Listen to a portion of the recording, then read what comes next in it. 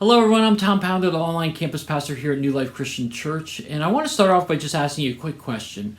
Have you ever felt the nudge to do something? Or you felt something on your heart and you felt like, I have to take action today with that, and you just couldn't explain it, but you felt like you had to do something? Well, today I want to share with you a story in the Bible about a guy who felt a nudge and he took some action. And now we're going to talk about what it looks like for us then to respond in the same way this guy did. Now, who is this guy?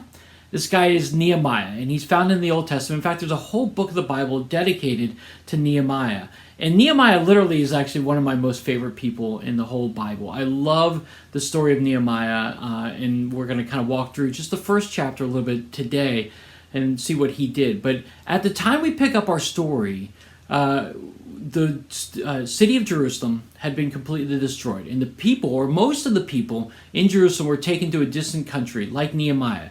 Nehemiah was taken to a distant country and serving there, and a bunch of people were there with him. But some people were left in Jerusalem, and the walls were all kind of taken down. They were destroyed, and that's a problem because for those people who are left in Jerusalem, if another army wants to come and attack Jerusalem, well, Jerusalem is defenseless. And considering that Nehemiah came from Jerusalem, he was greatly distressed by this. In fact, a friend of his shared with him this information, and he was completely distressed. And so I want to pick up the story about what Nehemiah did here, and this is the first lesson that we can learn from Nehemiah. So it's found this in Nehemiah chapter 1, verse 4. It says this, "When I," referring to Nehemiah, "when I heard these things, I sat down and wept. For some days I mourned and fasted and prayed before the God of heaven." See, what Nehemiah did here was that he had heard this news and his heart was sad. He felt this urge, this nudge to do something, and he didn't know what to do. After all, he's serving in a different country now. He's not even by Jerusalem. But he felt this urge and this need, but he didn't know what to do. And so what did he do? He prayed and he fasted. And that's the first lesson we can learn. Whenever we're feeling that nudge, whenever we're feeling like a burden on our heart about something we should do or action that we should take, but we don't know what to do exactly, we got to go to God with it. We have to ask God, God, give me an opportunity. Give me an opportunity to do something with this. And so that's what Nehemiah did. He fasted and he prayed. And one of the things I love about the stories in the Old Testament is that whenever big things happen, what the people did before those big things happened was that they fasted and they prayed.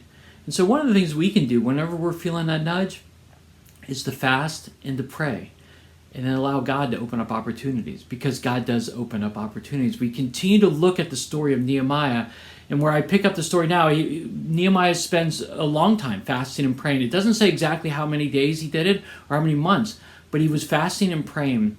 And Nehemiah, I forgot to tell you before, but Nehemiah's position at in this country was he was a cupbearer for the king. Okay, so he was basically a servant for the king.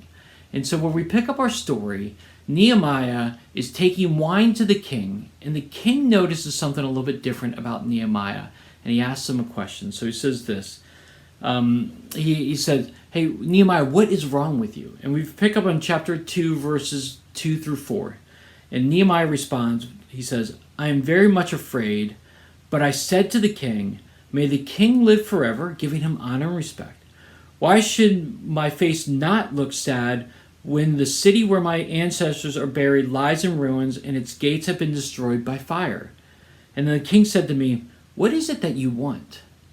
And then I prayed, he prayed again, to the God of heaven, and I answered the king, "If it pleases the king, and if your servant has found favor in his sight, let him send me to the city of Judah, where my ancestors are buried, so that I can rebuild it." Okay, there's so much good stuff here. We want to just break it down real quick. The simple fact that the king noticed that Nehemiah was a little bit sad is a little bit interesting to me, honestly, because the king has all tons of servants, and he doesn't care about the servants. The servants are there to serve him. And for the king to notice that really tells me that God's providing Nehemiah with an opportunity here. The king shouldn't have noticed that Nehemiah was sad or distressed. But then not only did he notice it, but he said something to Nehemiah about it. And Nehemiah, although he was afraid, because sometimes doing God's work, you're going to be scared. It's going to be hard to do God's work sometimes. But Nehemiah said, I was afraid, but I said to him, I'm sad because Jerusalem is destroyed and my people are left unprotected.